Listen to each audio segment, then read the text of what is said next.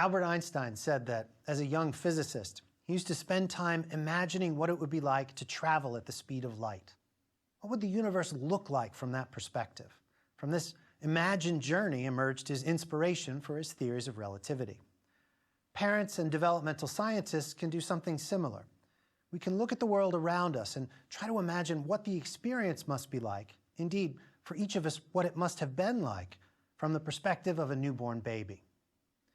What's it like to be born when you've never before seen light? To see faces for the first time? What would it be like to hear language before you know any words?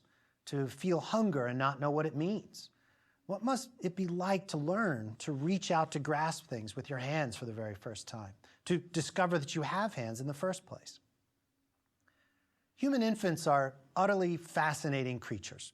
I've been studying infants now for about 25 years, but I still find them absolutely fascinating. They're incredibly helpless and incapable of just about everything, but at the same time, if you know how to look for it, they're clearly aware and thinking about the world around them all the time. Not all parents understand this. According to a nationally representative sample of 1,615 parents conducted by the 0 to 3 organization, about 70% of parents don't think of 6-month-olds as creatures who experience feelings like sadness and fear. Only 65% of parents realize that their own good or bad moods can influence the moods of their babies. Most people presume that these sorts of developments must occur later in a child's development, perhaps after a child is 1 or 2 years old. A wealth of evidence suggests, however, that even very young infants are seeing, hearing, thinking, feeling creatures. This lecture aims to convince you of that and to provide a few tips to consider as you interact with these small, rather uncoordinated, but still very human people. One of the best examples of babies being more capable than most people think is in the realm of potty training. Most kids in the US go through a potty training period at about 2 or 3 years of age. Actually, that average age has been steadily climbing, particularly as diaper technology has gotten so good.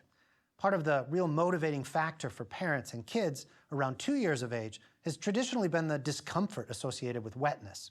But modern materials pull that away from the skin almost completely. It's no longer uncommon for parents to have to hurry up and get their child ready for kindergarten, where most public schools require that the child be potty trained prior to starting.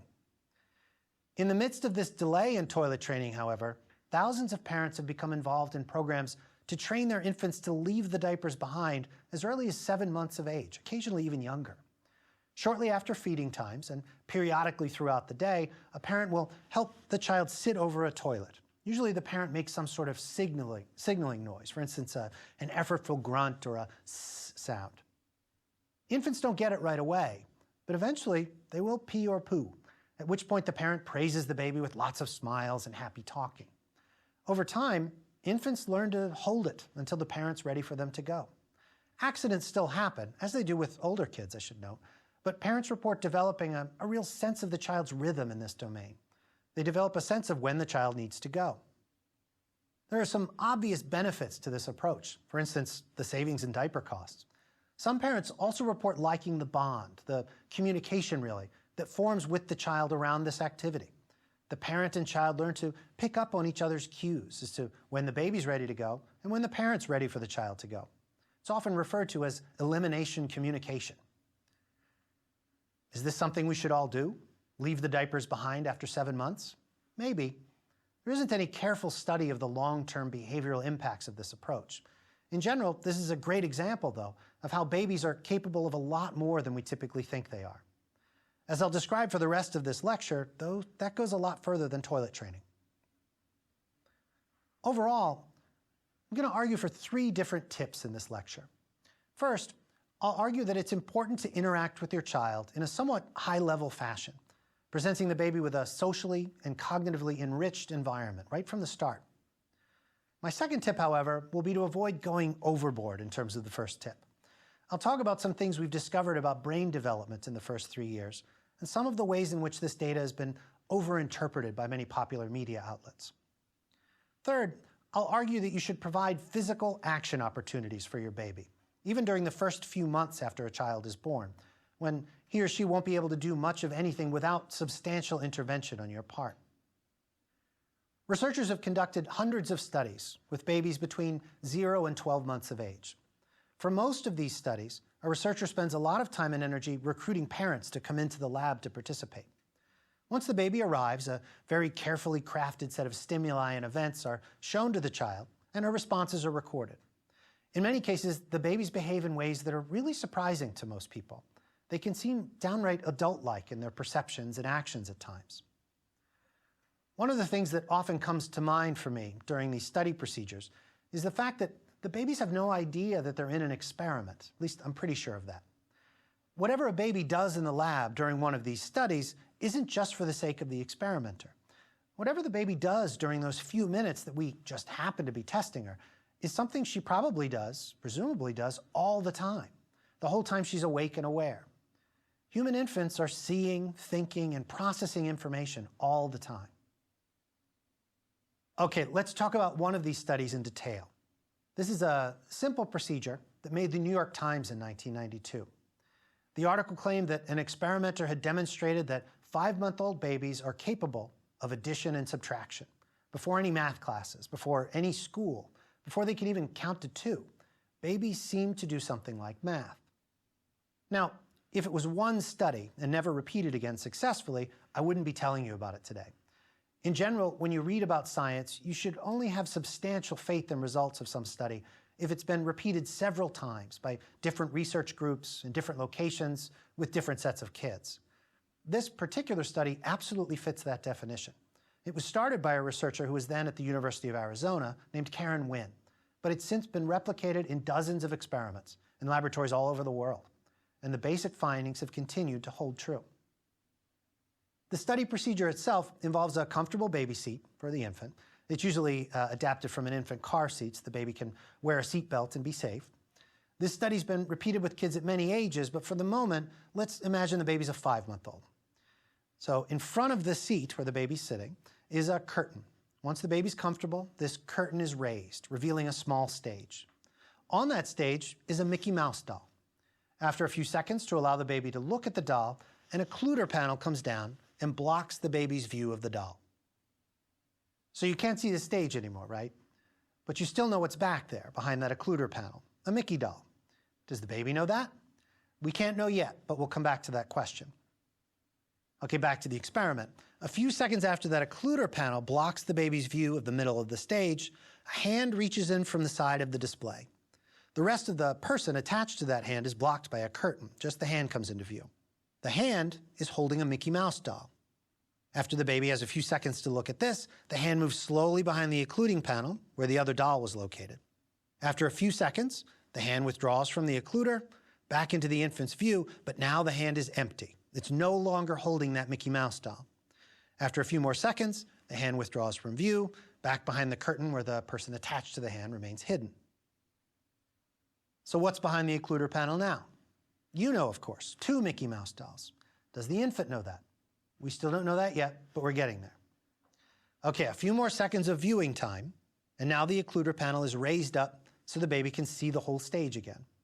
Now, there are 2 Mickey Mouse dolls in full view. The duration of the next phase of the procedure is up to the 5-month-old baby. Another experimenter is hiding somewhere looking at this baby through a small viewing hole. This second experimenter has one specific job throughout the whole procedure. Whenever the baby looks at the display, she presses and holds a button. When the baby looks away, the experimenter releases that button. If the baby looks back, the experimenter presses it again, releases it again, and so on if the baby looks away. A computer records these button presses until the baby's looked at the display the first time, and then until the baby looks away for at least 2 continuous seconds. As long as the baby keeps looking at that display, this test trial continues. Once the baby looks away for 2 continuous seconds, the computer signals to the experimenters, usually with a soft beep, that this particular trial of the experiment has ended.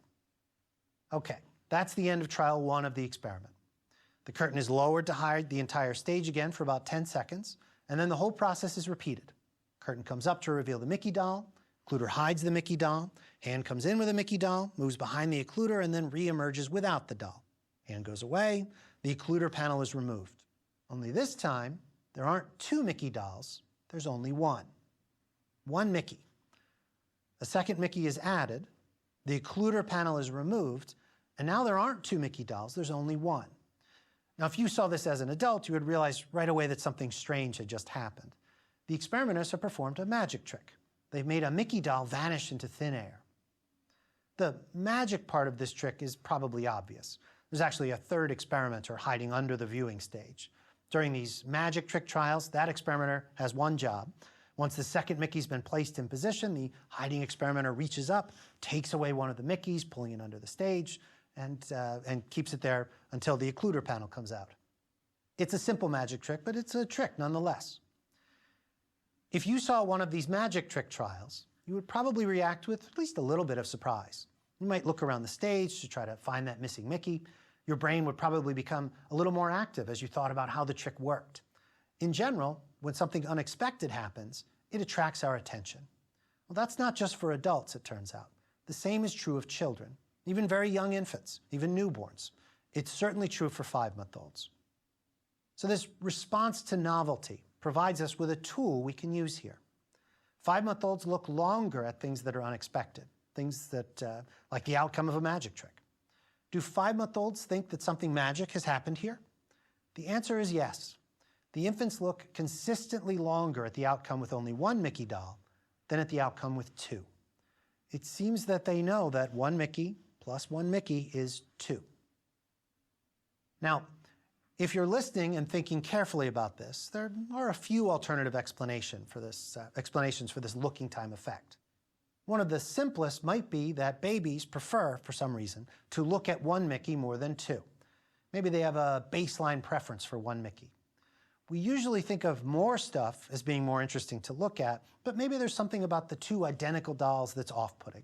Maybe one's company but two's a crowd. Who knows? We're making a pretty big claim here that 5-month-olds can do math, so it's worth covering our bases. Wynne did just that. She presented infants, before any of these test trials were conducted, with the outcome displays. The amount of time the infants looked at a one Mickey display was recorded, before looking away for 2 seconds, and the amount of time infants looked at a two Mickey display was also recorded. If there is a preference for the one Mickey display, independent of that 1 + 1 = 2 procedure I described, then they should exhibit that preference and look at the one Mickey display longer. They did not. In fact, they didn't exhibit any consistent preference for the one or two Mickey display, unless it was preceded by one of those addition events. Can 5-month-olds do subtraction? How about 2 - 1 = 1? With this kind of study procedure, we can ask just that. Wynne repeated the experimental procedure, but this time each trial began with two Mickeys on the stage. After that, a occluder panel was put down to block the infant's view, an empty hand came in from the side of the stage. It moved behind the occluder and emerged a few seconds later holding a Mickey doll, which it then took with it as it left the baby's view. Infants who watched this study procedure now looked longer when the occluder was lowered and revealed two Mickeys as opposed to one. It's worth noting that this is exactly the opposite preference the 5-month-olds exhibited in the 1 + 1 = 2 procedure. So can infants, 5-month-olds, can they do math? Well, there's been a lot of debate about that. Math is actually a rather complex concept, and this experimental procedure doesn't really come close to it. In this study, the 5-month-olds didn't have to manipulate symbols that represent abstract values according to specified rules and procedures. That's really what math is. All the infants really needed to do in order to succeed in noticing when something strange had happened was to keep track of the objects. For instance, perhaps they have a sort of mental pointer that they direct at objects when they focus their attention on them. When the objects disappear from view, the pointer keeps track of their approximate location. If, when the occluder panel is removed, there are more mental pointers than objects, that might attract the infant's attention. Alternatively, if there's a new object out there that doesn't have a pointer attached to it, then that might attract extra attention.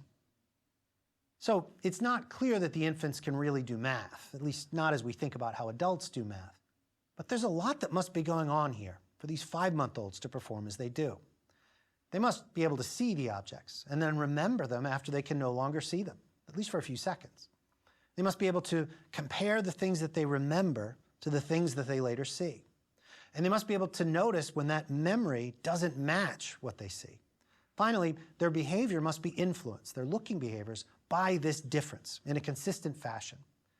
That's some pretty impressive stuff for a creature that can't talk or walk or even crawl for that matter. This type of study procedure, in which infants are shown a set of carefully designed displays, followed by recordings of their looking behaviors, has been used literally hundreds of times now, with thousands and thousands of infants of various ages. 5-month-olds aren't so good at doing harder addition and subtraction, for instance. Say 3 minus 1 is 2. But older kids, around 7 months of age, are able to accomplish this. And the method indicates that babies reason about a lot more than math. If a set of displays and events seems to indicate that two solid objects have passed through one another, for instance, even 3.5-month-old babies will look longer. Babies seem to know something about the physics of solid objects. If a baby sees an object resting on a supporting surface, say a shelf, and then the object is pushed off the edge of the shelf, if that object simply hangs there in midair without falling down, 5-month-olds look longer relative to baseline preferences. Babies seem to know something about the physics of gravity. If babies see images of a male and female face, and then they hear the sounds of a female speaking, they look longer at the female face than at the male face. If they hear a male voice, then they look longer at the male face. Babies seem to know something about the types of sounds that go with certain types of images. If an infant sees a ball roll across a stage, so roll across the stage and bump into another ball, causing that second ball to move, infants will look at it for a certain period of time. If that first ball stops short of the second ball, but the second ball is launched anyway, infants look significantly longer. If even the first ball comes in and stops, and then after a short delay, the second ball is launched, infants look longer at that too. It seems that babies know something about inertia and causation. I could go on and on here. Entire books have been written on this topic alone, summarizing the principles that seem to govern the thoughts and actions of infants at different ages. Babies may be quite limited in terms of their behavioral repertoire, but the thoughts that guide their limited actions, in this case their looking behaviors, those thoughts are remarkably complex. This evidence is my support for my first tip of this lecture. It's important to provide infants with a rich perceptual and social world, right from the beginning. They're clearly ready for it. It might seem silly to walk a baby around to show her things, to talk with her about the weather, the strange things that people do at the dinner table. The baby might not seem to react in a very adult-like fashion, but the baby brain is processing things at a much higher level than most people think. There's an old evolutionary theory that all human infants are born prematurely. According to the theory, as our ancient forebears first stood upright, our pelvis bones evolved over many generations to support more efficient walking. As that occurred, the birth canal became thinner, even as the human brain and the head that contained it were becoming larger. The humans whose babies were not born early were likely not to make it through the birth canal and not be born at all. Thus, the shift to being born helpless, physically weak, and barely able to do much of anything. According to the theory, human babies would need some time to continue developing outside the womb before they could really begin to fully engage the surrounding world. Hopefully, the experiments I'm suggesting here indicate that this theory is just really incorrect. Humans are born very dependent on adults for their survival, but they're born seeing, hearing, and thinking right from the start. As a parent, I think it's worth considering this as you're interacting with your infant children each day. It's a good idea to show them things that you find interesting and to talk with them about those things. Let them see you interacting with other adults. Provide them with interesting things to look at, touch, and chew during car rides. As we get very busy with our lives, it's easy to forget that we aren't just transporting, feeding, and watering our children while we wait for them to become more mature. They're already intelligent, thinking, feeling people on the first day that we meet them. Research has revealed a lot about early infant development. Studies of the infant brain have revealed something really fascinating about young children. They have more synapses than the typical adult. Our brains consist of a dense network of cells called neurons. These neurons are interconnected to one another, forming an amazingly complex network of cells. At the place where two neurons meet, there's a microscopic gap called a synapse that regulates the interaction between those two neurons. It's the interconnections and the flow of activity through this neuronal network that's responsible for our cognitive function. We think of adults as more advanced than children, and in most respects, they are more advanced. But it's not the adults who have the most dense network of brain cells. It's the children. This early development has led to an explosion of media coverage about the importance of the types of early experiences that I'm suggesting here. Even the US president's budget proposal to Congress in 2013 and 14 specifically noted the importance of providing early enrichment experiences for very young children, regardless of their socioeconomic status. A wide range of commercial products have been released that target enriching the lives of infants and toddlers. The reasoning is basically that if you miss this window of early development, these first 3 years or so, then a critical period of brain development will have been missed. If a child develops with a brain network that's lacking in this high synapse density, then the child may be doomed to a life of cognitive mediocrity. Now, I've been arguing that you should engage your infants and toddlers with enriching experiences right from the beginning. So it may seem odd that I'm about to suggest problems with this approach, but here goes. Early enriching experiences are critical. There's no doubt about this. But there's little or no evidence that providing super enriched experiences will provide a super-powered infant brain, or even one that's any better than one that's given a moderate amount of enriching experiences. First, I should note that the data on the development of that synaptic density isn't from humans at all, but from macaques, a species of monkeys. No one's sampling brain tissue from human infants to get the precise human synaptic density numbers here. Monkeys are closely related to humans, of course. Genetically, they're very similar. That said, the precise age range across which human synaptic density develops may be at least somewhat different. It might be that the critical phase in humans lasts long beyond the age of 2 or 3 years, perhaps even into adolescence. So while macaque monkeys may reach a critical point by age 3, there's no similar evidence for humans. If this is true, then perhaps the period of time in which enrichment is key for humans extends well beyond 3 years of age. Second, the great reduction of synapses associated with becoming an adult is not a disaster that reduces mental function. Quite the opposite. This is how our brains are meant to develop. Here's the strategy that seems to be in place for human brain development. First, greatly overproduce neurons and synapses. Create a brain network that contains far too many neurons to function well. Second, prune the neurons that don't happen to be connected up in the right way. The resulting highly pruned network is the adult brain. The pruning process, the cell death that occurs, is not typically a bad thing. It's a good and important thing. If you were to somehow find a way of providing stimulating experiences that prevented this from happening, it wouldn't create a super child genius. Quite the opposite. The resulting brain would likely not be very smart at all. So what's a parent to do? My first tip was to provide enriching high-level experiences. My second tip is not to go overboard with this. Don't ignore the baby. Have fun with him or her. But don't feel the need to go through stress and anxiety about a critical period of development that might be missed if the child isn't fed with high-tech toys and expensive high-contrast crib display systems. There's no evidence that any specific toy or activity will affect brain development in any sort of critical way. Rather than investing in expensive materials aimed at supercharging the infant brain, my third tip is to engage in activities that provide babies with opportunities to practice physical interactions with the world around them. In the first lecture of this course, I described the idea of tummy time for young infants. That's a good example of that type of physical activity. Let's consider a few more. One of my favorite physical action games for 5 to 6-month-olds is to play catch. Well, sort of. You sit with the baby on your lap in a chair, pushed in close to a table, close enough so that the baby can reach out and touch the surface. You'll want a small rubber or wooden ball for this game, one that the baby can hold in her hand. In fact, it's good to start the game by letting the baby touch and chew on that target. After a few moments, retrieve the ball, hold it at arm's length, and gently roll it back toward the area that the baby can reach. You should get the baby to look at that ball before you start to roll it towards her. If you repeat this several times, a remarkable thing is likely to happen. As it rolls by, the baby will reach out and catch the ball. Now, think for a moment about what you have to do to accomplish this task.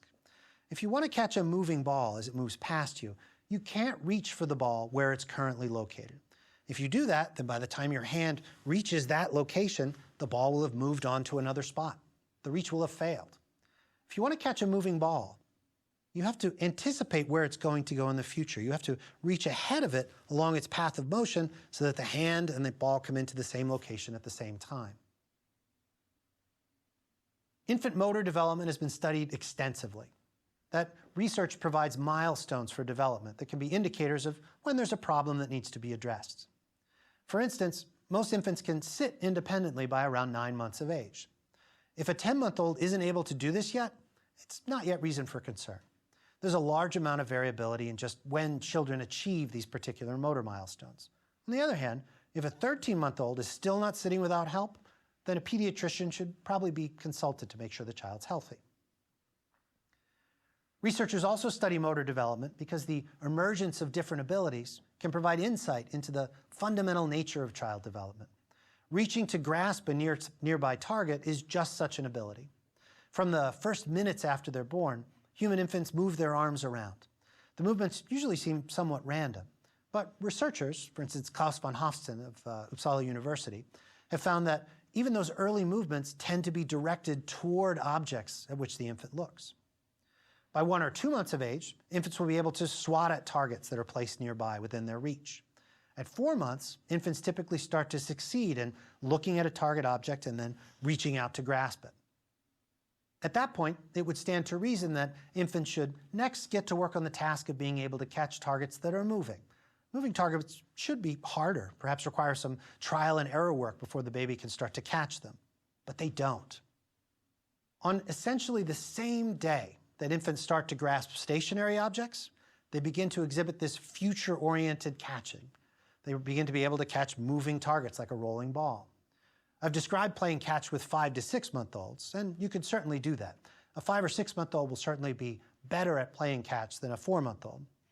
But as soon as your child starts to grab stationary objects, you can try that rolling ball game. What does this tell us about the nature of child development?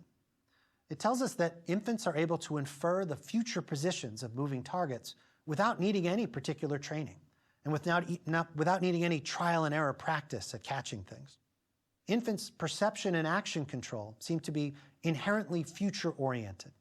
This notion of prospective control has influenced our understanding not just of infants, but of adult perception and action. It's even motivated the design of control systems for robots. But it all started with people studying human babies. Prior to about 4 months of age, most children won't be able to, as I've mentioned, grasp and pick up objects very well. But you can play another game by helping them to do so, as early as about 2 months of age. For this game, you need to attach Velcro to a baby mitten. What I usually do for this actually is take a baby sock and then just cut a hole in it for the thumb. After you've attached one side of the Velcro to the mitten, then you attach the other side of the Velcro to some bright, interesting toys. Wooden blocks or small stuffed animals work just fine here. To play the game, put the mittens on the baby and then place the toys within easy reach of the child. As the baby swats at the toys, they'll eventually stick to that Velcro in the mittens. You'll be able to tell that the infant likes this as she stares in wonder at this new object that seems to be attached to her body. Even better, by moving her arm around in front of her, the baby can, for the first time, visually, actively explore an object. After you give the baby a little time to look at the object, gently remove it from the Velcro, place it on the table, and let her try again. Babies will play this game for a long time. I have little doubt they think it's really fun. These sticky mittens, and some fascinating research based on them, were pioneered by Amy Needham and her colleagues at Vanderbilt University. They found that providing infants with this experience seemed to bootstrap their reasoning about regular object grasping. They did that sooner. And even enabled them to reason about the pointing actions of other people. In addition to being stimulating for the child, this is a fun game to play. It's very much worth the arts and crafts work required to get the materials together. That said, just a quick note of caution here. You should always monitor a baby when they're playing with any toys that might have small pieces, in this case like pieces of Velcro, things that might end up in their mouths. Always use caution, always be attentive when you're playing these types of games with your baby. At the beginning of this lecture, I described studies of infant looking behaviors that suggested they can reason about math, physics, voices, and causation, that they can do these things from the time that they're very young, perhaps even from the time that they're born. With this last game, you can see your own baby using those early abilities to even act on the world in a sophisticated fashion. I've suggested some tips to consider as you interact with a baby. Keep in mind that they're watching, listening, and making sense of things a lot. Your interactions with them will be best if you structure them with that idea in mind. I suggested, however, that you not get carried away here. Getting yourself and your baby stressed out about maximizing development can sap the enjoyment of the situation without actually benefiting anyone. If you want to enrich your child's environment a great deal, spend some time on a regular basis giving her opportunities to interact with the surrounding world and with you. My fourth and perhaps best tip here is supported by my own experience and conversations with hundreds of parents over the years. Don't forget to have fun with your baby.